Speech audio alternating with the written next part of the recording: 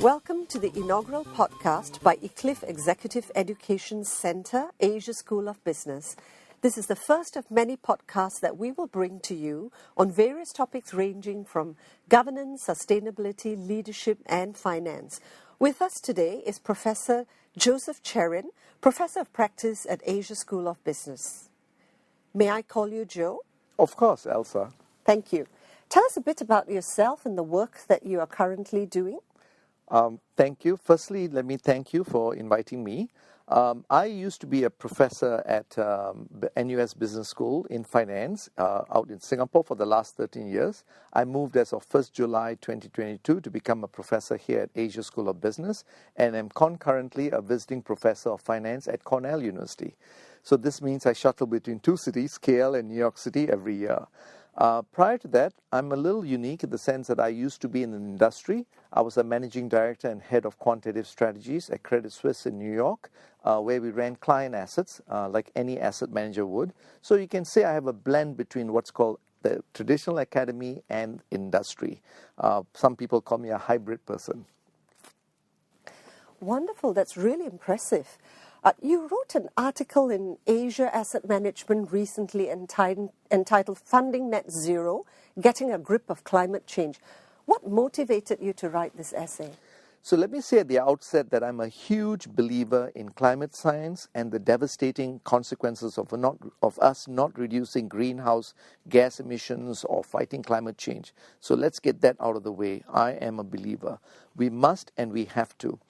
But having written and providing solutions in the infrastructure finance space, as you know, there's been a lot of money poured into infrastructure finance to build up and develop countries in that area. There still exists a massive financing gap in infrastructure finance, despite the fact that many countries, multilateral development banks, governments, private sector promise to pour trillions of dollars into infrastructure. There exists a huge gap. That means we've not delivered what we promised. In McKinsey's own estimate, Southeast Asia alone needed about US 8 trillion over a 10-year period. Only 10% of that has been financed. So that's what I mean by the gap. It's a very big gap between what's needed and what's promised versus what's executed. Now, we have a bigger scale problem in our hands. Climate science, net zero, and all that stuff. We have again governments, multilateral banks, asset managers, banks promising to deliver all these resources, yet the amounts are staggering. We are talking $9.2 trillion US dollars per annum just to get the necessary physical assets and land use to convert to this what I call net zero compliance. So I almost fainted when I heard the number, because that's a huge amount, and are we biting more than we can chew? So I asked myself, are we going to see a repeat of what we saw in the infrastructure financing situation in the net zero space? That's what I guess motivated me to write the article. So that's the reason for writing the article then? Correct. I see. Okay. Can you tell us a little bit more about it? Well, I did what I know best. I wrote an article about it. Since I'm an academic, I can expound on these topics that concern me and write in a very sort of scientific, factual way with empirical data as I gather it. So I wrote a commentary for Asia Asset Management, as you mentioned. It is Asia's oldest journal for the buy-side industry. By buy-side, I mean asset managers and asset owners as well. It was readily accepted by the publisher, given the topic is so timely and important to their mandate as well. So it's almost like a wake-up call, so much so that the AAM, the Asia Asset Management, has included this topic as a discussion point for a panel that I'll be participating in Kuala Lumpur in a week's time.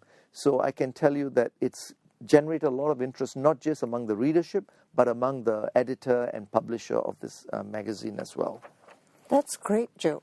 In your article, did you just complain that stakeholders should wake up and smell the coffee, or kopi luwak as we prefer to call it here? How expensive achieving net zero is, or did you do more? I guess that's a good point that you say it's kopi luwak, because this is a very expensive proposition, and that's why I say, are we biting off more than we chew? Can we become more reasonable in how we assign these targets? So being an engineer, as well as a financial engineer by training, what I did best is to provide a solution, or potential solution. First, we must get our valuations right. In order to pay for something, you need to measure and find out what is it costing you. So most business schools teach you this textbook approach of using net present value. In this net zero climate science space, it may not be the most appropriate. I'm not saying it's wrong. I'm just saying there could be better techniques developed out there for valuing these expenses. For example, real options pricing and options pricing was developed by our sister organization, MIT, by world-renowned professors like Professor Robert Merton, who I believe visits ASB as well to teach. They have developed techniques that allow you to value the inherent flexibilities and uncertainties associated with things like infrastructure, net zero projects, and so on. So if we can find a better technique to value these things, investors will have better confidence in the way in which they invest in such products. I think that using such techniques would give you a better and more parsimonious solution to the valuation. So let's get our measurement right, and then let's see how we can finance it and then execute. That's interesting. Since you published your article in the Asia Asset Management, I'm assuming that there's something in there for asset managers and asset owners to do. So what role do they have? Okay, good. That's a great question. It's correct that asset managers, asset owners, insurance companies have a role to play, and they can provide it. We can provide that by providing the right vehicle structure. By vehicle, I mean what kind of financial product that we can create to allow all the participants together. I think most of our audience would have heard of private-public partnerships. I mean, some people call it blended finance. We get the government, the sovereigns, and the private sector to partner together, because we're talking about tremendous sums of money here. You need to get the right people. Second, to the table, that is. Secondly, we need to make sure that the people can participate given their constitutional structure. Some sovereign funds, some pension funds who sit on tons of money and who we are looking at as providers of capital cannot invest unless there is a certain credit quality to it. So not only you have to create the right vehicle, you must make sure it's credit enhanced. Is it a new idea? No, it's been done. The IFC, which is part of the World Bank, has actually created a vehicle called the MCPP to finance infrastructure finance. It has a credit enhancement structure. It's a commingled vehicle that allows people to invest and raise funds. It's very successful. They've raised over $10 billion. I know that's nothing like $1 trillion, but still, it's something to model after that we can get people to participate. The key is providing a commingled vehicle like a unit trust, but of course for institutions, not for retail investors. At some point on the road, we can also talk about retail investors participating, and then providing a credit enhancement, making of a higher quality by doing what's called a guarantee or a first loss warranty. So that's the manner in which we can create these vehicles. And it's not new, as I said, it's been done. That's good to know, Joe. Since you're based in Asia School of Business, can you just tell us how Malaysia itself can participate in this economic transformation? Malaysia can definitely participate because, first of all, we are believers of the net zero climate science endeavors and targets. We have already come out, the government and institutions have come out and said, and including the Securities Commission, Bank Negara, they're all coming out and saying we need to comply and coming up with SOPs for that purpose, standard operating procedures.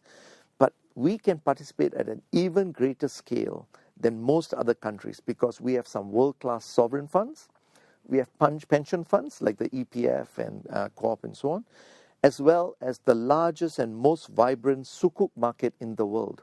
Malaysia is second to none when it comes to sukuk finance. It's a very successful market. And the most important thing is sukuk is naturally ESG friendly. It is part of its mandate is to be ESG friendly. So what better way for Malaysia to participate than to get the sukuk market to finance some of this sustainability, net zero, and climate science targets. So get Malaysia on the world stage in a way. Exactly. Okay. Thank you so much for this, Joe. Do you have any final thoughts before we end this discussion? I think, Elsa, all we need to do now is to roll up our sleeves and work together for the common good and for humanity's sake. As I said earlier, Malaysia is uniquely positioned to take the lead here because we have a very vibrant and deep sukuk market. And the sukuk market lends itself naturally to the issues we talked about. So we just need to get our sovereign funds, our pension funds, our local asset managers to come together and create what I call blended finance solutions with the right credit enhancement structure, and then invite the global pension plans and asset managers to the table. We have an incredible opportunity, and Malaysia should take advantage of that. That's really good news for us in Malaysia, Joe. Thank you so much for enlightening us about this very important topic, and we're definitely going to have you come back for future podcasts on really interesting topics. Thank you for listening to this conversation with Professor Joseph Cherian, Professor of Practice at the Asia School of Business. And this podcast is brought to you by the Iclif Executive Education Centre, Asia School of Business, Kuala Lumpur.